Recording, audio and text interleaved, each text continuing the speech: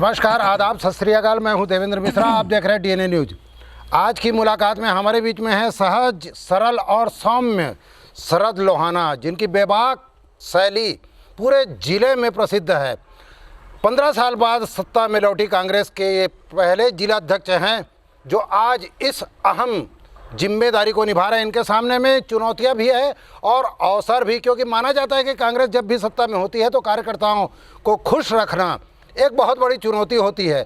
ऐसे में शरद के कंधों पर है कि वो कांग्रेस के हर कार्यकर्ता के चेहरे पर मुस्कान बिखेरे और अपने कार्यकाल को एक अविस्मरणीय बनाए। हम बातचीत का सिलसिला शुरू करते हैं शरद जी से। पहला सवाल हमारा ये है कि शरद जी, आपको कांग्रेस पार्टी ने जिम्मेदारी सौंपी है, आप इसको कैसा मानते हैं? ये एक चुनौती है या एक आपके लिए अवसर है? पहले तो मैं धमतरी की जनता को बड़े दिन की और साईं जन्मोत्सव की बहुत बहुत बधाई देता हूं और चाहूँगा कि जनता का आशीर्वाद हमेशा मेरे और मेरी पार्टी पे बना रहे। दूसरी बात, आपने कहा चुनौती या अवसर, तो प्रदेश के मुखिया आदरणीय भूपेश बघेल जी, आदरणीय मोहन मरकाम जी, उन्होंने जब मेरे को ये जवाबदारी दिया है तो मैं तो इसको चुनौती के रूप में लूँगा, क्योंकि ज़िले में 3 विधानसभा हैं, 2 में हमारा कब्जा नहीं है। और चुनौती इसलिए भी लूँगा कि मैं अपने मुखिया को इस ज़िले की 3 विधानसभा सीट दे के जीत कर दूँ और उसी तारतम्य में मैं मेहनत भी कर रहा हूँ और कोशिश भी कर रहा हूँ कि जनता का असीम प्यार 3 विधानसभा में मिले और उसकी हम तैयारी में जुटे हुए हैं। जहाँ तक कार्यकर्ताओं का सवाल है, कार्यकर्ता एकजुट है। हमारे यहाँ का कार्यकर्ता मेहनत कश है, तभी हम आज यहाँ पे पहुँचे हैं और भाजपा को विधानसभा में एक कोने में बैठाल दिए हैं। हमारी पार्टी का हर कार्यकर्ता अपने पूरे दमखम से शासन की रीति नीति को जन जन तक पहुँचाने में लगा हुआ है और कार्यकर्ताओं का असीम प्रेम मेरे को मिल रहा है। मैं भी अपनी जिम्मेदारी को समझते हुए हर कार्यकर्ताओं की मनोकामना इच्छाओं को पूरा करने का प्रयास कर रहा हूं।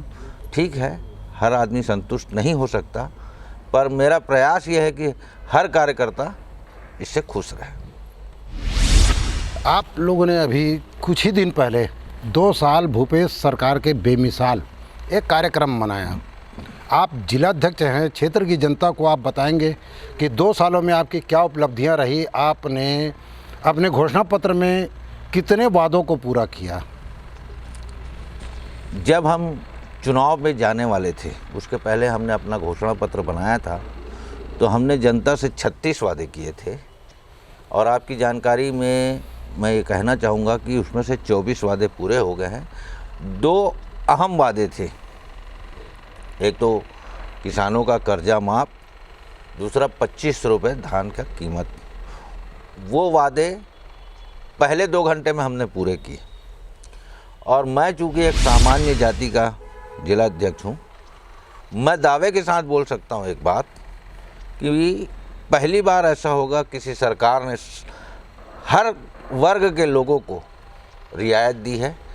बिजली बिल 400 यूनिट तक हाफ किया है। इसका फ़ायदा हर वर्ग को मिल रहा है, चाहे वो बड़े से बड़ा व्यापारी हो या छोटे से छोटा किसान हो और मजदूर हो। तो हमारी सरकार इतनी अच्छी सोच लेके चलने वाली सरकार है और जहाँ तक जो वादे बचे हैं, अभी हमारा बहुत कम समय हुआ, 2 साल का समय हमारी सरकार को हुआ है, जिसमें से विगत 8-9 महीने तो कोरोना जैसी महामारी से हम जूझ रहे हैं, पूरा देश जूझ रहा है, हमारा प्रदेश भी लगा हुआ था, पर हम इस बीमारी से भी बहुत अच्छे तरीके से निपटे हैं। और मेरा मानना है कि आने वाले 3 वर्षों में हम अपने समस्त वादे पूरे कर देंगे और आपको विश्वास दिलाता हूँ इस चैनल के माध्यम से कि जब हम अगली बार विधानसभा में जाएंगे तो नया घोषणा पत्र लेके जाएंगे और नए वादों के साथ जाएंगे और जनता को पूरा विश्वास है इस सरकार पे, हमारे मुखिया पे, क्योंकि हमने जो कहा है वो किया है। भूपेश सरकार ने जो कहा है वो सब वादे पूरे कर रहे हैं। आपने कहा कि जो घोषणा पत्र है वो अक्षरशः पालन हो रहे हैं, प्रदेश की तस्वीर बदल रही है। मतलब एक हिसाब से भूपेश सरकार के कार्यकाल में विकास की नई इबारत लिखी जा रही है। तो फिर ऐसी ज़रूरत क्यों आन पड़ी कि आपकी सरकार, आपकी पार्टी की सरकार राम गमन पथ का एक कार्यक्रम आयोजित करती है, कांग्रेस के कार्यकर्ता रैली निकालते हैं, जय श्री राम के नारे लगाते हैं। यही जय श्री राम के नारे जब भारतीय जनता पार्टी लगाती है तो उसे सांप्रदायिक बाना पहना दिया जाता है। आज कांग्रेस पार्टी जय श्री राम के नारे लगा रही है। क्या ऐसा मानते हैं कि कहीं न कहीं विकास में चूक हुई, जिसके चलते हमको धर्म या सांप्रदायिक मामलों का आपकी सहारा इस लेना बात का मैं पहले ही खंडन करूंगा। राम सबके, राम किसी एक पार्टी के नहीं हैं। जहाँ तक नारे का सवाल है, वो नारा लगाते हैं और हम नारा लगा रहे थे। हमारा नारा है जय सिया राम। और राम गमन पथ की जहाँ तक बात है, तो ये आप भी जानते होंगे कि छत्तीसगढ़ में, आप भी पले बढ़े हैं, छत्तीसगढ़ में एक परंपरा रही है कि हर मामा अपने भांजे का पैर पड़ता है। वो परंपरा ही माता कौशल्या के कारण कि राम हमारे प्रदेश के भांजे कहलाते थे, और इसलिए हम लोग भांजे को राम का रूप मानकर हर मामा उनका पैर पड़ता है। रहा सवाल राम गमन पथ का, तो चूँकि भगवान राम जब वन पे निकले थे तो उसका बहुत सारा समय हमारे प्रदेश में बीता है। तो भूपेश भैया ने एक योजना बनाई कि चूँकि अयोध्या में राम मंदिर बन रहा है, तो माता कौशल्या का मंदिर भी यहाँ बना जाए, और जिन जिन मार्गों से भगवान राम गुजरे थे उन मार्गों को पर्यटन का क्षेत्र बनाया जाए, और इससे प्रदेश में पर्यटन की असीम संभावनाएं भी विकसित होगी, और ये एक अच्छी योजना के तहत किया जा रहा है। आपने कहा राम सबके हैं, ये बहुत अच्छी बात है कि राम सबके हैं, और अगर ये विचार कांग्रेस पार्टी के मन में आया तो देर आए दुरुस्त आए वाली बात है। क्योंकि 2008 में यूपीए की सरकार में अटॉर्नी जनरल ने सुप्रीम कोर्ट में हलफनामा दिया था कि राम जो है और राम सेतु जो है वो काल्पनिक है करके। लेकिन आज कहीं न कहीं अगर राम को माना जा रहा है तो ये बहुत खुशी की बात है। एक बात मैं पूछना चाहूँगा कि अभी हम अब संप्रदाय और धर्म से हट के धमतरी की बात करें, आपके कंधों पर एक अहम जिम्मेदारी है, वो है कांग्रेस पार्टी के कार्यालय का कायाकल्प करना। उसके बारे में बताएंगे कि क्या, कब से शुरू होगा, कितनी लागत में बनेगा, किनके सहयोग से बनेगा, ये आम लोग जानना चाहते हैं। क्योंकि ये आपके कार्यकाल में हो रहा है। जब से कांग्रेस पार्टी कार्यालय बनी है तब से लेकर आज तक उसमें कोई भी रद्दोबदल नहीं हुआ था, लेकिन आपके कार्यकाल में आमूल चूल परिवर्तन हो रहा है। ये मेरे लिए बहुत सौभाग्य की बात है कि नए कांग्रेस भवन का निर्माण मेरे इसमें होना है। 20 अगस्त 2020 को हमने इसका भूमि पूजन किया है आदरणीय राहुल जी के हाथों से, वर्चुअल उसमें, और उम्मीद करता हूं कि राजीव गांधी के जन्म तारीख 20 अगस्त 2021 तक हमारा नया कांग्रेस भवन तैयार हो जाएगा। और एक बात, हम ये कांग्रेस भवन अपने कार्यकर्ताओं के सहयोग से और उनकी श्रद्धा से, उनकी मेहनत से, क्योंकि हमारा कार्यकर्ता कांग्रेस के लिए समर्पित है, और उन कार्यकर्ताओं के सहयोग से हम ये नया कांग्रेस भवन बनाए हैं। और जहाँ तक लागत का सवाल है, कांग्रेस भवन का नक्शा और ये सब बनने गया हुआ है, एक नक्शा बन के आ गया, उसका लेआउट आने वाला है। जितना भी खर्च आएगा, जितना कार्यकर्ताओं के द्वारा हम लोगों के पास आएगा, उन खर्चों से नया कांग्रेस भवन का निर्माण होगा। मतलब हर कार्यकर्ता, चाहे वो छोटा हो बड़ा हो, सबकी भागीदारी होगी उसमें, बड़े से सबका बड़ा सहयोग कार्यकर्ता और छोटे से छोटा कार्यकर्ता। मतलब हम 10 रुपये से लेके 10,000 तक सबसे चंदा लेंगे, जो कार्यकर्ता स्वयं दे के कांग्रेस भवन में अपना सहयोग देगा। और मेरा मानना है कांग्रेस का हर सिपाही यह चाहता है कि उसके सहयोग से कांग्रेस भवन बने, और ये हमारी कांग्रेस की एकता का यही प्रतीक भी है कि हम सब मिलके एक ऐसे कांग्रेस भवन का निर्माण करेंगे। कांग्रेस की एकता की बात की आपने, तो जहाँ तक कि कांग्रेस को जानने वाले लोग इस बात को बड़े बेबाकिस बोलते हैं। हालांकि यह जो मर्ज है आज हर पार्टी में आ चुका है, लेकिन कांग्रेस पार्टी इससे बहुत पहले से ही ग्रसित है, वो है गुटबाजी। तो जहाँ एकता की बात आ रही है वहीं गुटबाजी भी एक चुनौती है। और कांग्रेस पार्टी में कभी विद्या भैया गुट, श्यामा भैया गुट, कभी अर्जुन सिंह गुट, कभी दिग्विजय सिंह गुट, ऐसे गुट चलते आ रहे हैं। हालांकि मैंने आपको पहले ही क्लियर कर दिया कि आज हर पार्टी जूझ रही है, लेकिन आप चूँकि कांग्रेस के ज़िले के मुखिया हैं, तो ये इस बहुत पुरानी बीमारी से कैसे छुटकारा पाएंगे कि कांग्रेस का हर कार्यकर्ता आपको एक ही नज़र से देखे? देखिए, जहाँ परिवार बड़ा होता है तो बर्तन तो बचते हैं, पर हमारे यहाँ ठीक है, हर कार्यकर्ताओं की सोच नहीं मिलती, एक परिवार में हर भाइयों की सोच नहीं मिलती, तो कुछ सोच का फ़र्क पड़ सकता है। पर जहाँ राजनीति की बात आती है तो हम लोग सब एक पेड़ के छांव में आ जाते हैं और सब मिल के चुनाव लड़ते हैं, और प्रयास रहता है कि सब एक होकर चले। और जहाँ तक गुटबाजी की बात आप कर रहे हैं, मुझे जिला अध्यक्ष बने 8 महीने हो गए हैं, ये 9वां महीना चल रहा है। मैं ये समझता हूँ कि जितना सहयोग समस्त कार्यकर्ताओं को मेरे को मिल रहा है, शायद आप पत्रकार हैं, आपको भी ये महसूस हो रहा होगा, आज जिला कांग्रेस कमेटी में कोई गुटबाजी नहीं है। हर कार्यकर्ता एक ही छाते के नीचे आके काम कर रहा है और सब मिल के काम कर रहे हैं और बहुत अच्छा काम करने का प्रयास कर रहे हैं, क्योंकि हर कार्यकर्ता चाहता है कि हम जिस पार्टी को 14 सीट में समेट दिए हैं उसमें कि 2 सीट हमारे ज़िले से, तो हर कार्यकर्ता की इच्छा है कि हम उस कलंक को धोएं और आने वाले चुनाव में ज़िले की 3 सीटें हम हमारी पार्टी की झोले में डालें।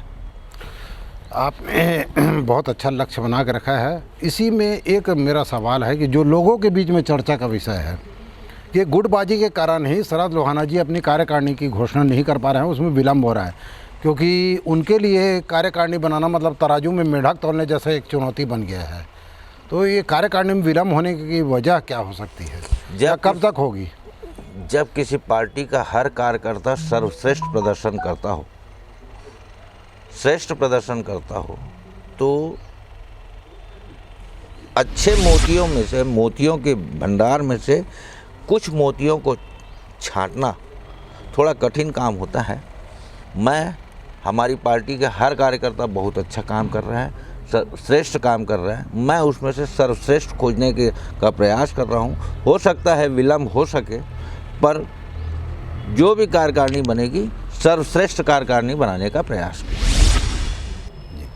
ये सर्वश्रेष्ठ कार्यकारिणी या जो सेनापतियों की एक फौज बनेगी, वही एक आधार होगा आने वाले चुनाव में 2023 में यहाँ ज़िले की तस्वीर बदलने का। आप ये मान रहे हैं, ये लक्ष्य है आपका। क्या समझते हैं कि आने वाले 2023 में ज़िले की तस्वीर क्या होगी? मैं इस ज़िले में प्रयास करूंगा कि भाजपा मुक्त कर दूं, और मैं तो एक बात और अपने मन की रखना चाहता हूं आपके चैनल के माध्यम से।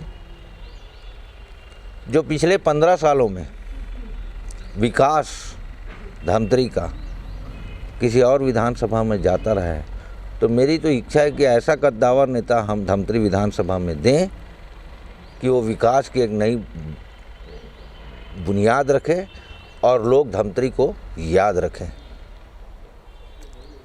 मेरा ये प्रयास रहेगा कि धमतरी विधानसभा से जो भी विधानसभा का चुनाव लड़े वो कद्दावर लड़े।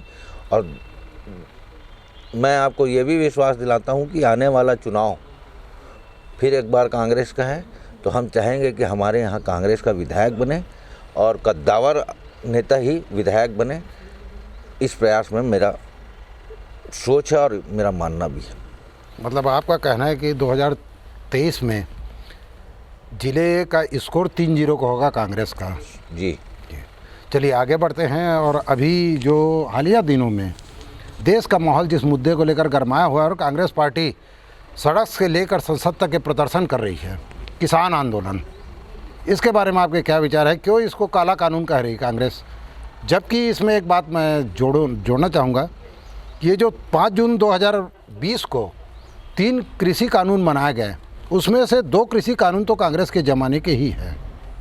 फिर कांग्रेस पार्टी क्यों विरोध कर रही है इसका? देखिए, कोई चीज़ जिनके लिए बनाई जा रही है वही आदमी उस कानून को चाह नहीं रहा है। मेरा ये कहना है कि अगर कानून किसानों के लिए बनाया गया है तो किसान उसका विरोध कर रहे हैं। दूसरी बात, इस कानून के बनाने का तरीका बहुत गलत था। जिस तरीके से इस कानून को लाया गया है, मैं एक बात और कहना चाहूँगा कि हमारे यहाँ 94% असंगठित क्षेत्र के लोग रहते हैं और मेरा मानना है कि जो 6% चंद पूंजीपति हैं, अब उनके पास 6% वालों के पास अब कुछ नहीं दिखा, तो वो 94% में कब्जा जमाने की कोशिश कर रहे हैं। मैं बाकी चीज़ें आपको नहीं कहना चाहता, हर चीज़ का सार मैं एक लाइन में कहना चाहूँगा कि लोकतंत्र जो है वो राजतंत्र की ओर जाता दिख रहा है मेरे को। जिस तरीके से ये 6 वर्ष मोदी जी की सरकार ने ये 6 वर्ष बिताए हैं, तो मेरे को ऐसा मेरा मानना है कि लोकतंत्र राजतंत्र की ओर जा रहा है। आपकी आशंका हो सकता है सही हो, लेकिन जहाँ तक आपने पूंजीपतियों की बात की तो मैं बता देना चाहता हूँ कि दुनिया की सबसे बड़ी फूड प्रोसेसिंग कंपनी जो है, जिसको KFC कहा जाता है, उस फूड प्रोसेसिंग कंपनी का पदार्पण इस देश में राजीव गांधी के कार्यकाल में हुआ था।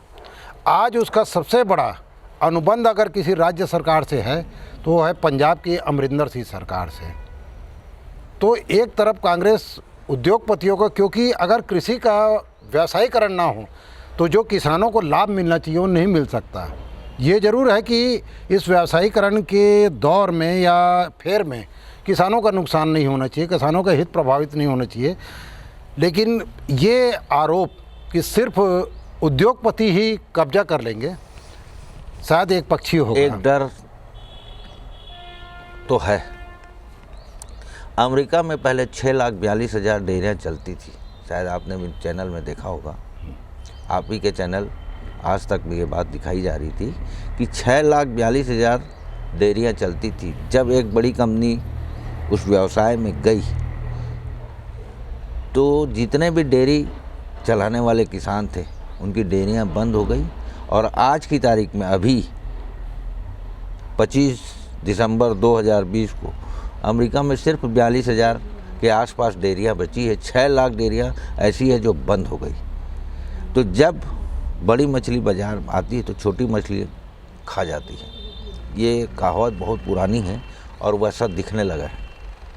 चलिए, आपकी आशंका क्योंकि मैं एक लाइन और जोड़ना चाहूँगा, जब से जियो आया है BSNL कमज़ोर पड़ता दिख रहा है। बहुत से जो टेलीफोन मोबाइल कंपनियां थी वो गायब होती नज़र आ रही है या एक दूसरे से जियो से लड़ने के लिए एक दूसरे से तालमेल बैठा रही है। तो ऐसा ना हो कि हमारा किसान भी उनके हाथों बिक जाए और कठपुतली हो जाए।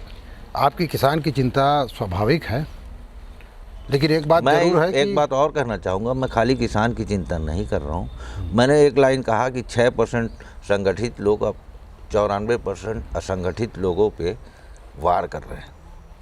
उनका ध्यान अब 94% पे आ गया। आपकी जानकारी में एक चीज़ और बता दूं, 12,50,000 करोड़ का व्यापार है असंगठित क्षेत्र में। अब उनकी गिद्ध नज़र इस पे पड़ गई है। इसमें हम छोटे व्यापारी, मजदूर, किसान और आप इसमें हमारे, मैं धमतरी की बात करूं तो राइस मिलर, सॉल्वेंट प्लांट वाले, ये सब इसमें पिसा जाएंगे। तो फिर ऐसा हो जाएगा कि चंद मुट्ठी भर लोग इस देश पे राज करेंगे और हम लोग सब उनके इशारों पे चलेंगे। उसी आशंका से डर के आज किसान लोग ये आंदोलन कर रहे हैं, मेरा ये मानना है। और मैं तो चाहूँगा कि इस आंदोलन का समर्थन समस्त व्यापारी जगत को भी करना चाहिए, मीडिया को, जो आज आप बुरा ना माने तो मैं देश में मीडिया की स्थिति गोदी मीडिया के नाम से बताई जा रही है। तो मीडिया को भी अपने चौथे स्तंभ का अनुभव कराना चाहिए और इस सरकार से इस कानून को वापस लेने के लिए जोर लगाना चाहिए। चलिए, आपका आरोप सिरोधार्य है, लेकिन मीडिया का काम है सच्चाई को लाना, किसी पार्टी के पक्ष में प्रचार करना या उनकी बातों को जनता के बीच ले जाने के बजाय उसकी समीक्षा करने का दायित्व तो मीडिया के कंधों पर होता है। आपने कहा कि यह जो बड़ी मछलियां हैं या जो बिग बुल है वो छोटी मछलियों के ऊपर कब्जा कर लेंगे, तो मैं आपका ध्यान आकृष्ट करा देना चाहूँ कि उदारीकरण की नीति मनमोहन सिंह के वित्त मंत्री रहते हुए आई है यहाँ, और गैर समझौते के अंतर्गत जिसमें सारी दुनिया के देश बंधे हुए हैं, आप बड़ी मछलियों और छोटी मछलियों के बीच में भेद नहीं कर सकते। आगे बढ़ते हैं, हम अपने मुद्दे के ओर आते हैं। कहीं न कहीं कांग्रेस के ऊपर अभी बीते 2 सालों में कुछ वर्ग के द्वारा आरोप लगाया जा रहा है कि जो रमन सरकार के 15 साल में रेत खदानों में जो तस्वीर नहीं बनी आतंक और भ्रष्टाचार की, वो अब कांग्रेस के ज़माने में बढ़ रही है। आए दिन वहाँ फसाद हो रहे हैं, कांग्रेस के रसूखदार नेताओं ने वहाँ ठेकेदारी करना शुरू कर दिया है। इस बारे में आप क्या कहेंगे? आपका आरोप बेबुनियाद है। मेरा ये मानना है कि पिछले 15 साल में रेत के खेल में भाजपा के बड़े बड़े दिग्गज लगे थे, क्रूज से लेकर धमतरी तक, और कुछ अभी भी लगे हैं, और जो नहीं लगे हैं वही आरोप लगा रहे हैं। भूपेश सरकार ने रेत का जो पंचायत चला रही थी उसका टेंडर किया, और अभी जो खदानें चल रही हैं वो टेंडर के माध्यम से चल रही है, और इसके कारण बीजेपी वालों के पेट में दर्द हो रहा है, क्योंकि उन्होंने बहुत मलाई खाई है, अब उनसे बर्दाश्त नहीं हो रहा है। और आए दिन मैं तो यह भी सुन रहा हूँ कि उनके कार्यालयों में झगड़ा फसाद सिर्फ रेत के नाम से हो रहा है, और कुछ जनप्रतिनिधि तो मेरे को नाके में भी नज़र आ जाते हैं इस रेत के खेल। तो ये सब आरोप लगाना गलत है। हम ईमानदारी से, पूरी ईमानदारी से सरकार चलाने का प्रयास कर रहे हैं, और हमारी सरकार बिल्कुल ईमानदारी से जनता के हितों का काम कर रही है, किसानों के लिए काम कर रही है और करती रहेगी। तो ये थे शरद लोहाना, बेबाकी से हमारे सवालों का जवाब दिया, और जिनके बारे में कहा जाता है कि मंच और माइक से दूर रहने वाले शरद लोहाना ने जिले के कार्यकर्ताओं के बीच में एक सामंजस्य जो बैठाया है वो अपने आप में बहुत उम्दा माना जाता है। आज मीडिया के बीच में भी उन्होंने हमारे हर सवालों का बाखूबी जवाब दिया, मीडिया को भी अपने शब्द से कहीं न कहीं प्रभावित करने की कोशिश की, कुछ आरोप भी लगाए गोदी मीडिया करके, लेकिन हम शरद लोहाना जी के आरोप को सिरोधार्य करते हैं। हम लेते हैं विदा, मिलेंगे कि और बहुत जल्द एक कार्यक्रम में, एक मुलाकात में किसी राजनीतिक शख्सियत के साथ। विदा लेने से पहले हम इतने कहना चाहेंगे कि कोरोना का खतरा अभी टला नहीं है, आप सतर्क रहें, कोरोना के बचाव के उपायों को आत्मसात करें, आप सोशल डिस्टेंसिंग, मास्क, सैनिटाइजर का लगातार उपयोग करते रहें। और एक अहम बात, कोरोना अब ताकतवर स्ट्रेन के रूप में आ रहा है, इसलिए कोई भी चूक आपके और आपके परिवार के लिए महंगी पड़ सकती है, इसलिए सुरक्षित रहें और अपने परिवार को सुरक्षित रखें। मिलते हैं बहुत जल्द एक मुलाकात के कार्यक्रम में, मुझे दीजिए इजाज़त। जय हिंद, जय छत्तीसगढ़, जय धमतरी।